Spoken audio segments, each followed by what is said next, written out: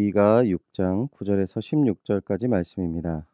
여호와께서 성읍을 향하여 외쳐 부르시나니 지혜는 주의 이름을 경외함이니라. 너희는 매가 예비되었나니 그것을 정하신 이가 누구인지 들을지니라. 악인의 집에 아직도 불의한 재물이 있느냐? 축소시킨 가증한 에바가 있느냐? 내가 만일 부정한 저울을 썼거나 주머니에 거짓 저울추를 두었으면 깨끗하겠느냐? 그 부자들은 강포가 가득하였고 그 주민들은 거짓을 말하니 그 혀가 입에서 거짓 되도다.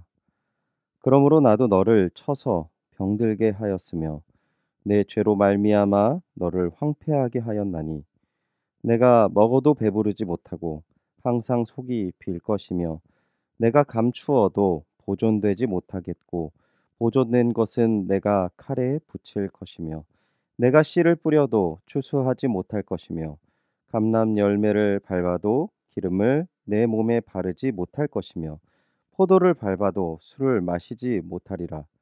너희가 오므리의 율법 율례와 아합의 집의 모든 예법을 지키고 그들의 전통을 따르니 내가 너희를 황폐하게 하며 그의 주민을 사람의 조속거리로 만들리라. 너희가 내 백성의 수욕을 담당하리라. 아멘. 부정한 저울과 거짓 저울추라는 제목으로 새벽의 묵상의 말씀 나누도록 하겠습니다. 오늘 본문은 유다의 죄에 대한 내용과 심판의 내용을 담고 있습니다. 먼저 본문 9절에서 12절까지는 유다가 어떤 죄를 지었는지를 담고 있고요. 13절부터 16절까지는 심판의 내용을 담고 있습니다. 먼저 그들의 심판의 내용을 살펴보면서 어떠한 심판을 받게 되는지 먼저 살펴보도록 하겠습니다. 14절부터 15절까지 5가지 재앙을 선포합니다. 첫 번째, 그들은 아무리 먹어도 배가 부르지 않을 것이다. 두 번째, 그들이 훗날 사용하기 위해 양식과 다른 일상의 생활에 필요한 것을 아껴두더라도 그것을 사용하지 못할 것이다. 세 번째, 그들이 씨를 뿌리지만 거두지는 못할 것이다. 네 번째, 그들이 올리브 기름을 짜도 그 기름을 자신을 위하여 사용할 수 없을 것이다. 다섯 번째, 그들이 포도를 밟아 술을 빚어도 그 술을 마시지 못할 것이다. 이 형벌은 견디기 힘든 벌을 상징하고요. 이스라엘은 이 벌 때문에 망할 것이다 라는 것을 선언하시는 것입니다. 인간의 생존과 먹을 것을 스스로 충족하려는 모든 노력이 실패로 돌아갈 것이다 라고 선언하시는 것이죠. 사람이 오늘 열심히 사는 이유가 무엇입니까? 내일을 위한 노력일 것입니다. 지금 성경은 유다에게 내일이 없을 것을 이야기하는 것이죠. 오늘 아무리 열심히 해도 너는 미래에 아무것도 얻을 수 없는 인생이 될 것이다 라고 하나님께서 선언하시고 있습니다. 하나님께서 왜 이렇게 무서운 심판을 유다에게 내리시는 것일까요? 10절부터 12절, 그들이 도저히 용서받을 수 없는 죄를 저질렀음을 선포하십니다. 10절입니다. 악인의 집이 아직도 불의한 재물이 있느냐? 축소시킨 가증한 에바가 있느냐?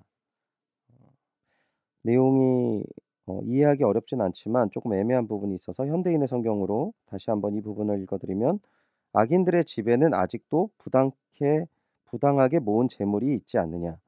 그들은 저울을 속이고 있다.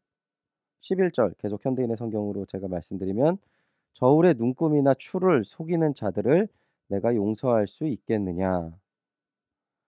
본문의 원어의 표현을 살리면 10절은 부피에 측정하는 일에 있어서 부정을 저지르고 있고요. 11절은 무게를 측정하는 일에서 부정을 일삼는 부분을 지적하고 있습니다. 즉, 상인들이 무게와 부피를 속여서 곡물과 축산물을 팔고 있는 것입니다. 상인들이 왜 이렇게 부정을 저지를 수 있을까요? 이것은 정치인들과 법조인들이 한통속이 되어서 뇌물을 수수하고 눈 감아주고 있는 것을 내포하고 있는 것입니다. 본문은 이러한 모습이 유다에 편만하게 퍼져 있음을 지적하고 있어요. 그리고 이들의 모습을 미가는 상상할 수 없는 내용으로 표현을 하고 있는데, 이러한 모습이 보고 미가라는 선지자가 하나님께서 이러한 부분을 어떻게 보고 있는지를 이야기하는 것입니다. 16절입니다. 16절 같이 함께 보도록 하겠습니다. 너희가 오므리의 율례와 아합 집의 모든 예법을 지키고 그들의 전통을 따르니 내가 너희를 황폐하게 하며 그의 주민을 사람의 조속거리로 만들리라. 너희가 내 백성의 수욕을 담당하리라. 우리가 집중해야 될 건 뭐냐면 지금 이 저울의 눈금과 추를 속이고 그리고 이제 부피를 속이는 이런 모습들을 하나님께서 보시기에는 오므리의 율례와 아합 집의 모든 예법을 따르는 모습이라고 이야기하고 있다라는 것이죠. 오므리의 율례와 아합 집의 모든 예법이 상징하는 것은 여호와를 철저하게 외면하고 우상 숭배하는 모습을 지적하고 있습니다. 오므리와 아합은 북이스라엘의 6대와 7대 왕이었는데 아버지와 아들인 관계였고 두 부자는 공통점이 하나가 있습니다. 외적으로는 능력 있는 사람이었어요. 북이스라엘이 가장 강력한 통치력을 발휘했던 시대, 그리고 군사적으로 경제적으로 태평한 시대가 바로 이 오므리와 아합 시대였습니다. 근데 단 한 가지 문제가 있었어요. 어떤 문제가 있을까요? 그것은 바로 하나님과의 관계가 무너졌던 시대였습니다. 그리고 결국 그러한 하나님과의 실패로 북이스라엘은 멸망했다는 것이죠. 당시 부정한 저울을 보면 어찌 보면 관습적인 당연한 부정의 모습이었습니다. 또한 이 당시에는 정확하게 이런 부피와 무게를 재는 기계가 정확하진 않았을 것입니다. 비교하자면 오늘 작은 거짓말이나 약속의 5분이나 10분 정도에 지키지 않는 부분이라고도 할 수 있을 것 같습니다. 그런데 하나님은 하나님과 대적한 사람과 동일하다라고 이야기하는 것을 그 내용을 담고 있어요. 그리고 그 결과가 너희의 미래가 없게 될 것이다라고 이야기하는 것입니다. 놀랍게도 이 말을 들어야 되는 사람들을 말씀드리면 이스라엘의 왕족이나 이스라엘의 군대 장관들, 거짓 선지자들, 제사장들을 뜻하고 있습니다. 이 말로 표현해서 거짓 선지자들이지 당시에는 선지자들이었던 거죠. 그러니까 지금으로 이야기하면 모든 그 사회의 리더십을 가진 사람들을 이야기하고 있는 것이죠. 모범되이 하나님을 잘 믿고 있는 사람들에게 하나님께서 선언하시는 것입니다. 이들은 하나님 앞에 제사를 지냈고 이들은 하나님 앞에 또한 헌신을 했던 사람들이었습니다. 이 내용이 담고 있는 것은 이들이 어떠한 죄를 짓고 있는지 깨닫지 못하고 있다라는 것입니다.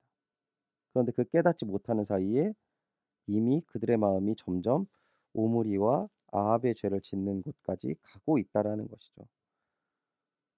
사랑하는 주님의 동역자 여러분, 오늘 말씀을 힘입어 타인의 티를 보고 지적하는 사람이 아니라 내 안에 들보가 있음을 깨닫는 귀한 은혜가 있기를 축원드립니다.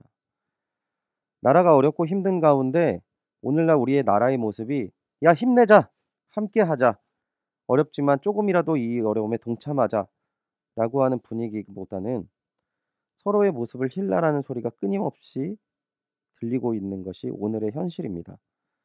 세상 사람들은 그렇다 쳐도 교회의 모습은 어떠한지 우리가 생각해 보아야 합니다. 교회는 주님이 주인된 교회, 나의 모습을 돌아보는 귀한 은혜가 있어야 할 줄 믿습니다. 우리 모두 죄인입니다.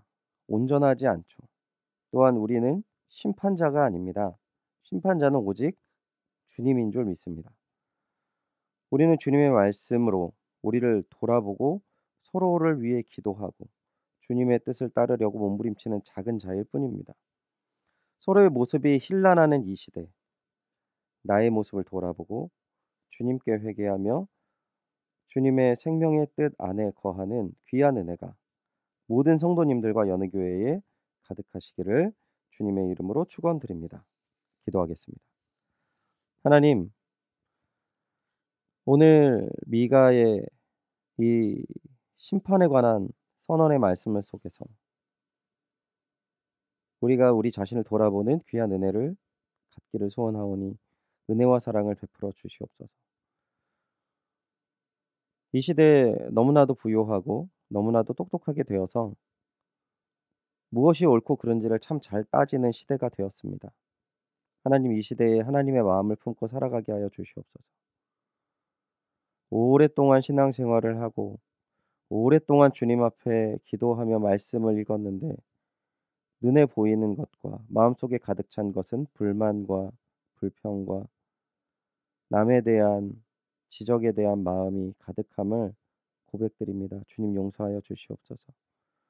주님의 마음을 품고 회개하고 사랑과 정의를 품고 나아가는 저희들 되게 하여 주시옵소서.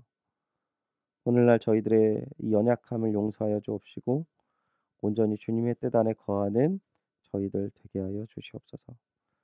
허락하실 주님의 은혜와 사랑에 감사드리며 예수님의 이름으로 기도드리옵나이다. 아멘. 말씀을 의지하시며 우리 함께 기도해야 할 것은 오늘 주님 안에서 나를 돌아보며 온전한 모습이 되게 하여 주시옵소서. 기도하겠습니다. 담임 목사님 청빙을 위해서 함께 기도하실 때 연희교회가 한 몸을 이루는 지체로서 머리 대신 예수님의 말씀과 뜻을 잘 전달할 수 있는 준비된 목회자를 모실 수 있도록 성도들의 영혼을 사랑하고 푸른 초장으로 인도하며 영혼의 생수를 마시며 성장시키시는 목회자를 모실 수 있도록 사람의 생각과 방법이 아닌 오직 주님의 뜻과 방법으로 준비된 목회자를 모실 수 있도록 기도해 주시기 바랍니다. 코로나19의 조속적인 종식과 교회와 모든 성도의 안전을 위해서 기도해 주시기 바랍니다. 오늘은 박모세 유덕희 선교사님의 가정과 사역을 위해서 기도해 주시기 바랍니다. 김명순 권사님 혈액암으로 치료를 받고 있는 과정 속에 있습니다.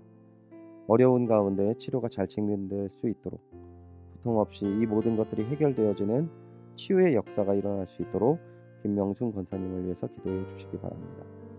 수능을 치른 수험생을 위로 격려해 주시고 발표되는 마지막까지 기도로 동역해 주시기 바랍니다. 다 함께 기도하겠습니다.